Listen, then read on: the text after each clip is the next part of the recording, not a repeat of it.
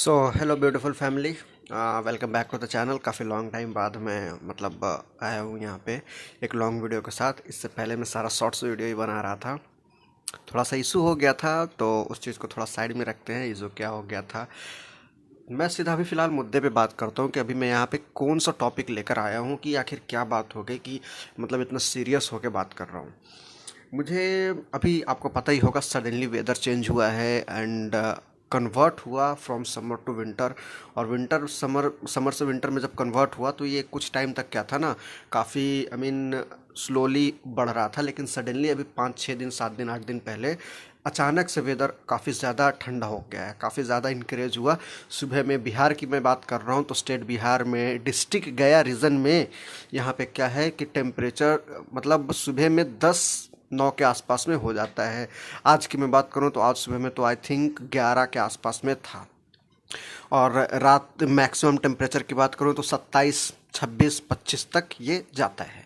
Temperature down भी 5, 5:30 के बाद होना शुरू हो जाता है। तो ये तो एक नॉर्मल सी इशू हो गई। मैं यहाँ पे सडनली वेदर चेंज होने की वजह से क्या था ना, इस एरिया में मतलब जिस एरिया की मैं बात कर रहा हूँ, बहुत सारे ऐसे लोग थे जिन्होंने ये बात मतलब डिस्कशन किया मेरे से भी, और एरिया में भी डिस्कशन किया।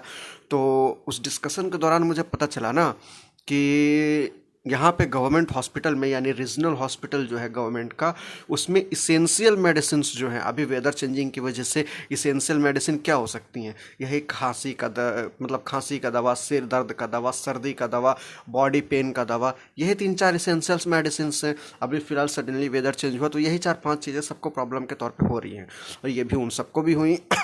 प्रॉब्लम ये था जिसकी वजह से कंप्लेन उन लोगों को देना पड़ा। कंप्लेन तो नहीं बोल सकते, किसी को इतना समझ है नहीं, और कोई गवर्नमेंट के अगेंस्ट नहीं जाना चाहता है अभी के दौर में। तो बात करते हुए मैंने यही सुना कि यहाँ पे इसेंशियल्स मेडिसिन अवेलेबल नहीं है। अब किसी की भी बात पे यकीन करना सही नहीं था, तो मैं खुद हॉस्पिटल में गया ये बहाना लेकर कि मुझे खैर वेदर चेंजिंग की वजह से खांसी मुझे है, कम है, खांसी हो गया है, हेडेक भी अभी रेगुलर रह रहा है, और स्नेजिंग का इशू भी हो चुका है, मतलब सर्दी भी होया हुआ है मुझे। तो इन प्रॉब्लम को सॉल्व करने के लिए मैं अभी हॉस्पिटल में गया, प्रॉब्लम लेके रिपोर्ट लिया। 73 नंबर पे था, जबकि आखिरी में मैं आया तो भीड़ नहीं होने की वजह से डायरेक्ट मैं कैबिन में गया। डॉक्टर के 2 डॉक्टर्स की टीम वहाँ पे बैठी हुई थी। उन डॉक्टर्स की टीम में से किसी एक से मैंने दिखलाया, प्रॉब्लम बताया क्या हुआ, तो वेदर चेंजिंग की वजह से ये इशू हुआ है। अब डॉक्टर के बिहेवियर की बात करूं तो डॉक्टर का जो बिहेवियर था वो एक पेड पेशेंट जिस तरीके से डॉक्टर से बात करता है, डॉक्टर इन रिस्पॉन्स उससे जैसा बात करता है, यहाँ पे फ्री में उस तरीके से रिस्पॉन्स डॉक्टर का आया। जैसे एक होता है कि हाँ सर मुझे डॉक्टर से मिलना है, 500 रुपये का एक 500 का या 1000 का अपॉइंटमेंट दे कर लिया, और उसके बाद फिर डॉक्टर के पास गया, प्रॉब्लम बताया, डॉक्टर ने सजेशन दिया ऐसा करो ऐसा करो ऐसा करो, ब्ला ब्ला ब्ला। यहाँ पर डॉक्टर का जो सजेशन था वो बिल्कुल उस तरीके से था कि हाँ सर्दी हो रखा है, खांसी हो रखा है, हेडेक भी है, बॉडी पेन भी है। मैंने बताया, उसने भी रिस्पॉन्स में बोला ठीक है। तो बाद में कितने डॉक्टर का होता है कि हाँ भाई तुम्हारा ये प्रॉब्लम है, दवा लिख दिया, तुम जाओ अब। लेकिन यहाँ पर डॉक्टर्स ने ऐसा नहीं किया, सजेस्ट किया कि अभी तुम्हारे सिर पे बाल कम है, और ये जो हुडीज पहन रखा है इसको चेंज करके जैकेट पे कन्वर्ट करो, या फिर कोई मोटा सा स्वेटर हो, या फिर कोई हुडीज ही पहनो, तो थोड़ा ऐसा पहनो जिसकी वजह से बॉडी का जो टेम्परेचर है वो मेंटेन रहे। खैर उन्हें पता नहीं, मेरा body as per the normal body temperature मेरा 2% बॉडी का टेम्परेचर हमेशा हाई ही रहता है। जैसे 97 डिग्री सेल्सियस का नॉर्मल बॉडी टेम्परेचर लोगों का है, मेरा 99 डिग्री सेल्सियस है। अभी भी मेरा बॉडी टेम्परेचर 99 के आसपास में ही होगा, और ये मेरा नॉर्मल बॉडी टेम्परेचर है, जिसकी वजह से सर पे पसीना भी आ रहा था। उन लोगों ने बोला कि ठंड तुम्हें लगा हुआ है, ठंड की वजह से ये इशू है, क्योंकि सिर पे बाल भी कम है, तो इसकी वजह से टोपी पहन के रखो। उनको जो बेहतर लगा एक बॉडी को मेंटेन करने के लिए, बॉडी की भलाई के लिए, उन्होंने बोला। मैंने यहाँ पे दवाई लिख दी है, खांसी का दवा था और 3-4 दवाइयाँ थी उस पर लिखी हुई, वो दवाइयाँ लिख दी हैं। थोड़ा सा बॉडी का केयर करो, नहाना सुबह में हो तो सुबह में नहाया करो, दोपहर शाम होते होते तक मत नहाओ, सुबह 10-11 तक नहा के फ्री हो जाओ, थोड़ा गुनगुना पानी से नहाओ, ज़्यादा बेहतर रहेगा। इस टाइप का सजेशन मुझे दिया। टोपी पहनने का सजेशन दिया, गर्म पानी पीने का सजेशन दिया, सुबह शाम नमक का गरारा करने का भी सजेशन दिया, और भी और भी इस टाइप का सजेशन मुझे दिया उन लोगों ने। तो डॉक्टर का जो बात करूँ वो बिल्कुल सही था, टाइम कीपिंग था, बहुत अच्छा था। उसके बाद मैं मेडिसिन काउंटर पे गया जहाँ मेडिसिन डिस्ट्रीब्यूट किए जाते हैं। उन लोगों को जब मैंने रिपोर्ट दिया तो उन लोगों ने मुझे सिर्फ एक दवा दी। अब मुझे समझ में ये नहीं आ रहा है कि वो एक दवा किस चीज़ का था। मैं आपको दवा अगर दिखलाऊं तो वो एक दवा सिर्फ ये है, आपको दिखाई नहीं दे रहा होगा लेकिन आप देख सकते हो, ये इस एक दवा का जो नाम है ना वो है एजिथ्रोमाइसिन टैबलेट 250 mg। आप देख सकते हो। सॉरी, यहाँ पे जूम नहीं हो पा रहा है, क्लियर नहीं आ रहा है। एजिथ्रोमाइसिन टैबलेट है, मैं इसका फोटो वहाँ पे ऐड करूँगा, ठीक है। और रिपोर्ट्स की अगर बात करूँ तो रिपोर्ट में मुझे 4 दवाइयाँ लिखी गई थी। 4 प्रॉब्लम्स भी मैंने बताए थे। हेडेक हो रहा है, स्नीजिंग इशू है, और कफ का प्रॉब्लम है, बॉडी पेन का प्रॉब्लम है। उन लोगों ने 4 मेडिसिन लिखे, एंटीबायोटिक ऐड करके ही लिखा होगा लेकिन मुझे मिला सिर्फ एक दवा।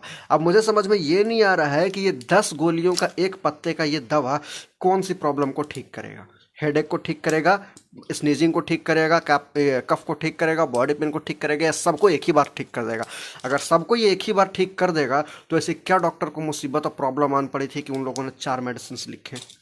सबसे बड़ी बात, जब मेडिसिन काउंटर पे मैंने ये पूछा कि इसमें एक सिरप भी लिखा हुआ है, उन लोगों ने बोला गवर्नमेंट ने सिरप बैन कर दिया है। चलो, सरकार से मैं थैंक यू करता हूँ कि पेशेंट्स की हेल्थ की केयर करते हुए आपने बैन कर दिया, सिरप को बैन कर दिया, ठीक है। जबकि उन लोगों ने मुझे ये इन्फॉर्मेशन दी कि आप सिरप कभी आएगा ही नहीं क्योंकि इसको बैन कर दिया गया है। चलो भाई, सिरप को बैन कर दिया, बहुत अच्छी बात है, आई अप्रिशिएट योर एक्शंस। लेकिन क्यों बैन कर दिया? उसके जगह पे कोई इंटरमीडिएट तो आना चाहिए था, कोई एडिशन तो देना चाहिए था। ये एक दवा से इंसान कैसे ठीक करेगा? ये हालात है हेल्थ सेक्टर का। बिहार की मैं बात करूँ, बिहार स्टेट, बिहार गया में ये सीन बना हुआ है। धांधलीबाजी इन लोगों का इतना चल रहा है, इतना धांधली इन लोगों ने मचा रखा है कि किसी चीज़ का सीन करने का तो कोई बात ही छोड़ दो। डॉक्टर बहुत अच्छे से रिएक्ट कर रहे हैं, दवा अवेलेबल है नहीं।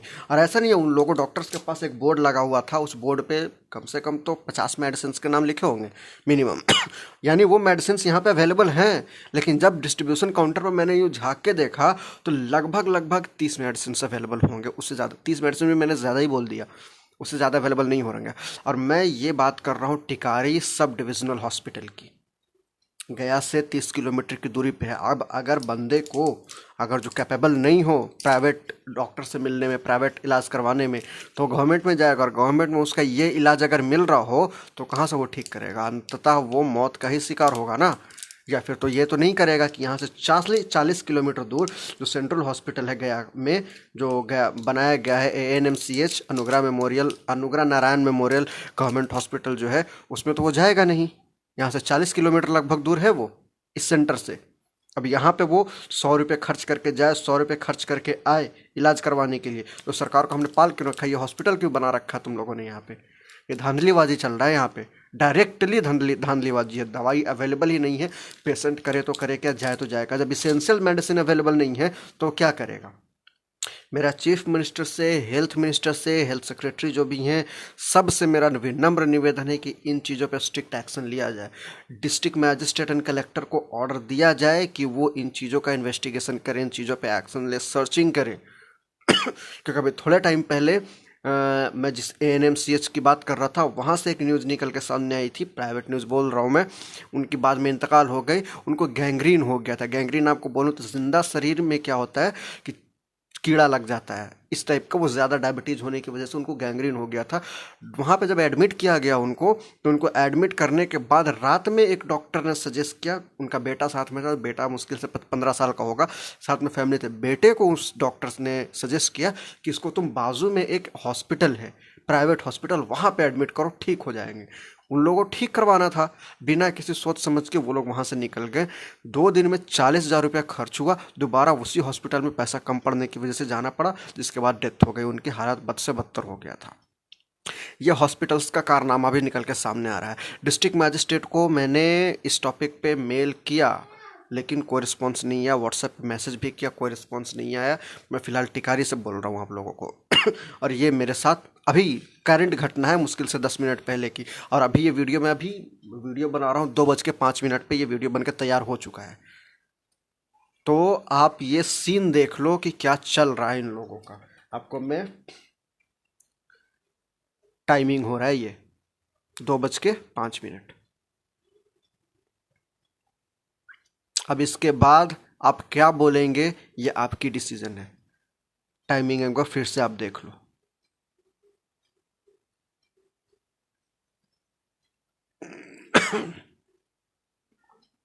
Now it's your choice what you should do.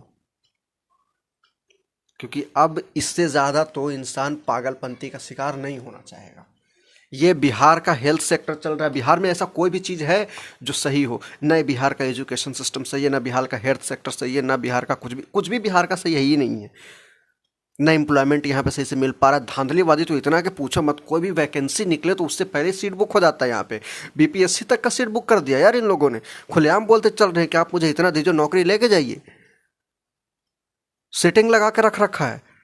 10th 12th का स्टूडेंट जो एग्जाम दे के निकलता है उससे इंटरव्यू लिया जाता है, तो पूछा जाता, बोलता है वो इंटरव्यू में कि हमको कुछ नहीं पता लेकिन हमारा रिजल्ट बहुत अच्छा आएगा। इंटरव्यूअर पूछती है कि ऐसा क्यों, तो बोलता है कि मेरा सेटिंग लगा हुआ है। हिम्मत देखो, पुलिस इनको अरेस्ट कर नहीं रहा है। जो टॉप कर जाता है उसका इन्वेस्टिगेशन करते, उसको पकड़ के इंटरव्यू लेते हैं और उसके बाद उनको जेल में डाला जाता है। क्यों ऐसा हो रहा है यहाँ पे? भाई, बिहार के स्टूडेंट्स ब्राइट माइंड में गिनती किए जाते हैं इंडिया में, उसके बावजूद ये हालात। बिहार में हेल्थ सेक्टर का ये इशू आ रहा है।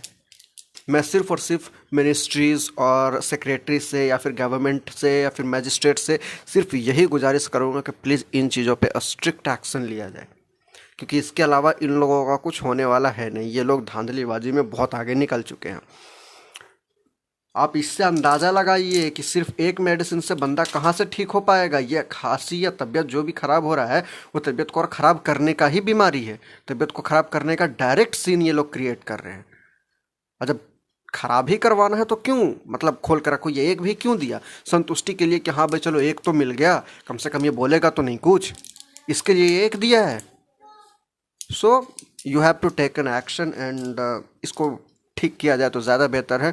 वरना फिर वैसे भी हालात कोविड-19 के दौरान हमने देखा था कि कैसे लाखों की तादाद में लोगों की मौत हुई थी, सिर्फ lack of infrastructure and lack of medicines और फैसिलिटीज़ के वजह से।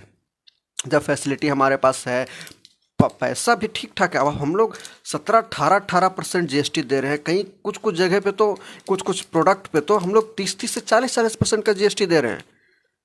अगर फॉर्चूनर आप रहे हो तो उस पर 100% का जीएसटी लग रहा है। 18 लाख की 20 लाख की कार, उस पर 40-45 लाख रुपया पे कर रहे हो। 50 लाख की फॉर्चूनर आ रही है, उस पर 50 लाख के बजाय खुद डिस्ट्रीब्यूटर ने मुझे बोला है कि इसका ओरिजिनल प्राइस 20 से 25 के आसपास में ही है।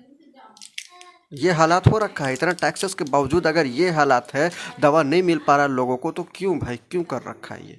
चेंज करो वरना इस्तीफा दे दो तुम लोग। मिलता हूँ फिर किसी नए वीडियो में किसी नए टॉपिक के साथ। Till that time take your care, bye bye. And government के भरोसे मत रहना, ये लोग जान मार देंगे। अभी एविडेंस ये रहा। तो take your care yourself and keep care of your family so that it can help you better. तब तक के लिए बाय बाय।